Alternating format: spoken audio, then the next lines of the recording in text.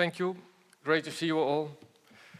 So indeed, this project is on keyboard temperaments. I did this work together with Gerben Bisschop, who is currently finishing a PhD thesis on temperament in our group. So this is the layout of a Western keyboard, and it has a problem. The problem is there are only 12 keys, but we need actually more than 12 pitches to play all intervals in tune. And this has two causes. One is that the keys are reused for different pitch classes. So as you can see, we use the same key, for example, for D flat and C sharp, etc. But even for a single pitch class, you need different versions, so to say, to play all intervals in tune. So this is basically the problem. It is impossible to choose the 12 fundamental frequencies for the 12 keys, such that all intervals and chords you play on the keyboard are in tune, are pure.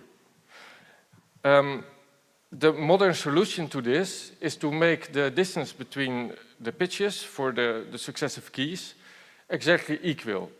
That's equal temperament, roughly since the 19th century, which is a compromise. And to illustrate that, I play for you a chord alternating in equal temperament and with pure intervals.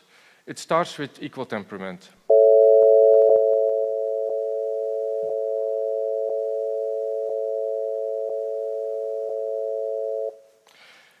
As you can hear, in equal temperament, there's much more fluctuation. Actually, it's a mess, which is not what you want, right? But to play all intervals equally out of tune, well, it is a solution.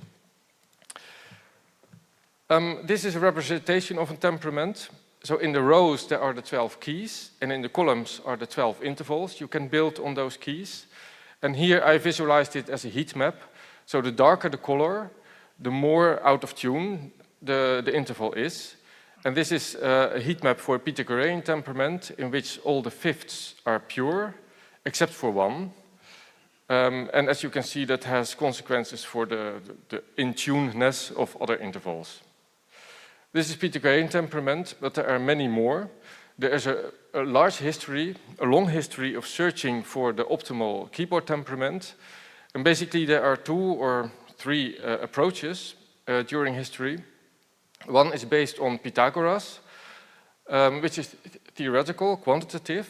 And in this approach, the frequency ratios are exactly computed and then measured on a monochord, you can see here.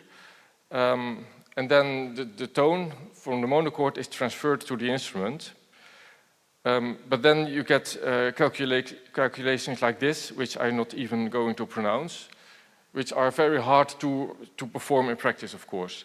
The other approach is based on Aristoxenos. It's more empirical. It's like tune this fifth pure and then a little lower and check by your ear.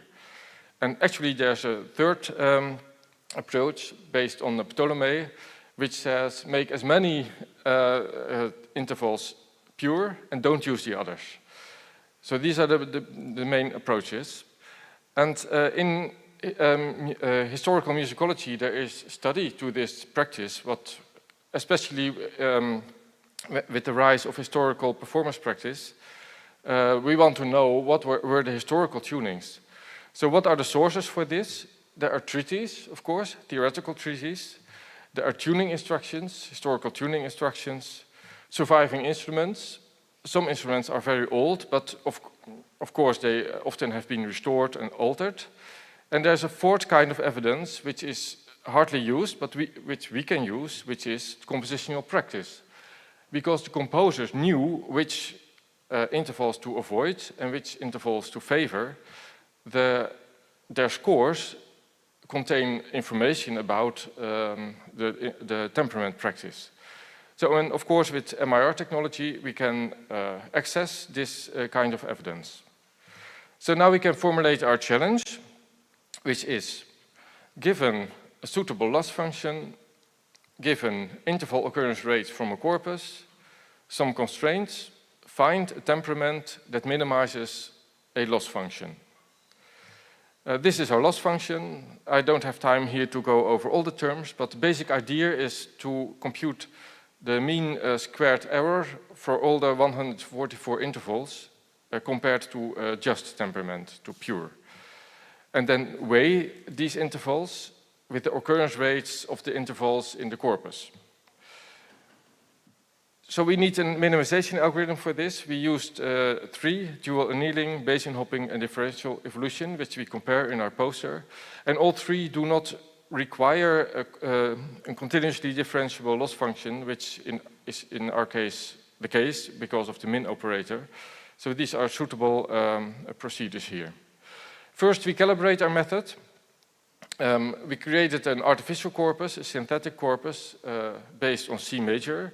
So we sampled intervals from a distribution that you would expect for a piece in C major, which has some C major, F major, G major, and A minor tonalities. And then we derived the optimal temperament for this, which is shown here. You have to read this as follows. The blue bars are the sizes of the fifths.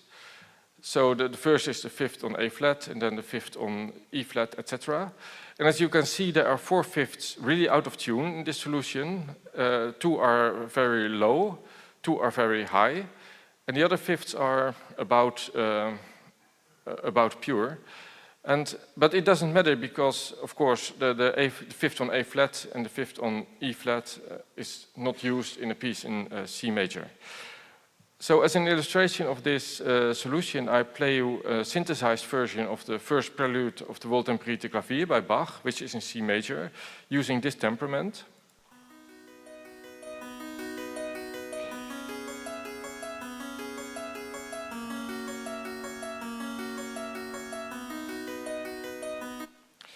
And to compare, if we transpose the temperament to E flat, for example, we get this.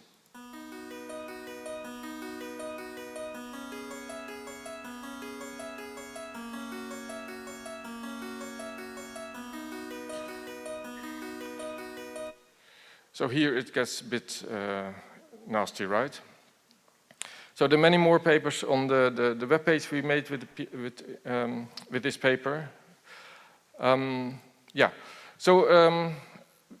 As a case study, we took Das Wohltemperierte Clavier by Johann Sebastian Bach, which consists of 2 sets of preludes and fugues in all different keys. And the reason why this is an interesting case study is that we do not know exactly what Bach meant with wohltemperiert. Wohltemperiert means well-tempered, but he did not specify. There's a whole body of literature on this, with all kinds of speculations, what is the ideal Bach temperament.